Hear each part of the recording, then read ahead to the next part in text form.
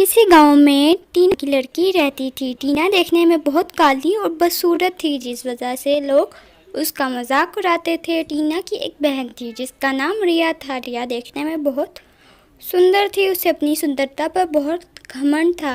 वो टीना का हमेशा मजाक उड़ाती थी। एक दिन टीना और रिया की माँ कहती है, टीना बेटा, मैं रिया के लिए कपड़े लेने जा रही हूँ, तुम्हें कौन सा रंग पसंद है?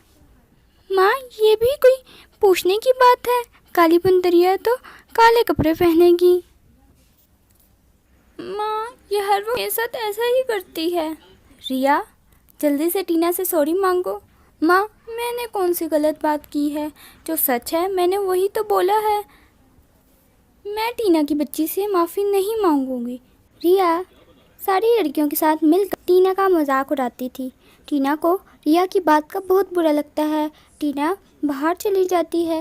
वो एक पेड़ के नीचे बैठी रो रही होती है तो एक परी आती है। ए लड़की, तुम क्यों रो रही हो? मेरे काले रंग की वजह से हर कोई मेरा मजाक उड़ाता है। टीना सारी बात परी को बताती है। परी टीना को एक जादुई फेस पाउडर देती है। टीना वो फेस पाउडर लगाती है तो बहुत सुंदर हो जाती है। टीना वापस घर लौट आती है। टीना को इतना सुंदर देखकर रिया टीना के पास जाती है। टीना, तो इतनी सुंदर कैसे हो गई? रिया, वो मुझे परी ने जादुई फेस पाउडर दिया है, जिसके बाद मैं बहुत सुंदर हो गई हूँ। टीना रिया को सारी बात बता देती है। रिया रात को टीना के सो जाने के बाद वो जादुई फेस पाउडर चुरा लेती है।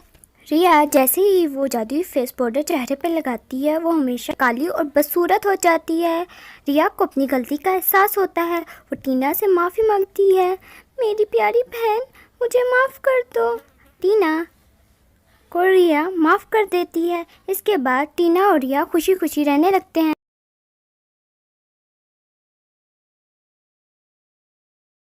किसी गांव में निर्मला नाम की एक औरत रहती थी। निर्मला बहुत ही बदसूरत थी, जबकि इसकी बहू सुशीला बहुत खूबसूरत थी। अपनी खूबसूरती के चलते सुशीला हमेशा निर्मला को नीचा दिखाया करती थी और वो उससे घर का सारा काम भी करवाती थी। निर्मला एक सीधी सादी औरत थी, इस वजह से वो अपनी बहू के सारे अत्याचार सहती रहती थी। फिर एक दिन निर्मला से मिलने इसकी कुछ सहेलियां आती हैं। निर्मला रसोई घर जाकर इन सब के लिए चाय और नाश्ता तैयार कर रही होती है। इतने में सुशीला रसोई में आती है। मम्मी जी, आप रसोई में क्या कर रही हैं? बेटा, मेरी कुछ सहेलियां आई हैं, मैं उनके लिए नाश्ता तैयार करने आई हूँ। आप तो पूरा घर बर्बाद करने पर तुली हो। नाश्ता बनाने की कोई ज़रूरत नहीं है। चलिए निकलिए यहाँ से। बेटा, अच्छा नहीं लगता खाली हाथ बाहर जाना? अच्छा नहीं लगता तो मैं क्या करूँ? मैंने ठेका उठाया है सबका। चलिए निकलिए यहाँ से। निर्मला को देखकर इसकी दोस्तें समझ जाती हैं। चलिए निकलिए यहाँ से। खाने के लिए कुछ नहीं मिलेगा। मुझे मेरे घर में बाहर के लोगों का आना पसंद नहीं, इसलिए यहाँ से दफ़ा हो जाइए। और सुशीला निर्मला की दोस्तों को घर से बाहर निकाल देती है। वो सब औरतें वहाँ से चली जाती हैं। मम्मी जी, घर में कोई सब्जी नहीं है पकाने के लिए। चलिए जाइए और सब्जी लेकर आइए। लेकिन बहू, आज मेरी तबीयत ठीक नहीं है, आज मुझे आराम करने दो, तुम जाके सब्जी ले आओ। नहीं नहीं, मैं कोई बहाना नहीं सुनूंगी। आपको आज ही सब्जी लानी होगी, वरना मेरे से बुरा कोई नहीं होगा। चलिए जल्दी से जाइए।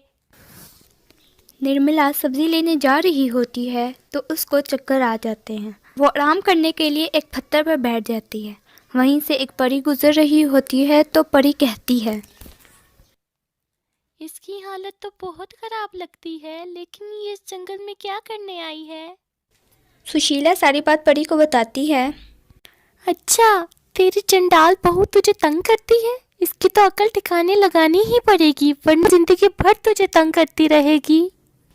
इतना कहकर परी अपनी जादू से निर्मला को जादुई सोने के बाल देती है। फिर अगले ही पल निर्मला बहुत खूबसूरत हो जाती है। के बाद परी वहाँ से गायब हो जाती है। निर्मला अपनी खूबसूरती देखकर दंग रह जाती है और खुशी खुशी घर जाती है। सुशीला निर्मला की खूबसूरती देखकर जल जाती है और सोचती है, ये इतनी खूबसूरत कैसे होगी है, इसके सोने के बाल भी हैं, क्यों ना मैं इसके बाल बेच दूं और सोने के बाल बेचकर अमीर हो जाऊं। एक रात निर्मला सो रही होती है तो सुशीला निर्मला के कमरे में जाती है और निर्मला के बाल काटने लगी तो बालों ने सुशीला की बहुत पिटाई की। बचाओ बचाओ, कोई तो मुझे बचाओ, मम्मी जी मुझे बचाओ, बचाओ बचाओ, कोई तो मुझे बचाओ, मम्मी जी मुझे बचाओ, बस छोड़ दो। सोने के बाद सुशीला की पिटाई करना बंद कर देते हैं। सुशीला निर्मला से माफ़ी मांगती है। मम्मी जी मुझे माफ़ कर दो, मैंने आपके साथ बहुत बुरा किया है। निर्मला सुशीला को माफ़ कर देती है। अब दोनों खुशी खुशी रहने लगते हैं।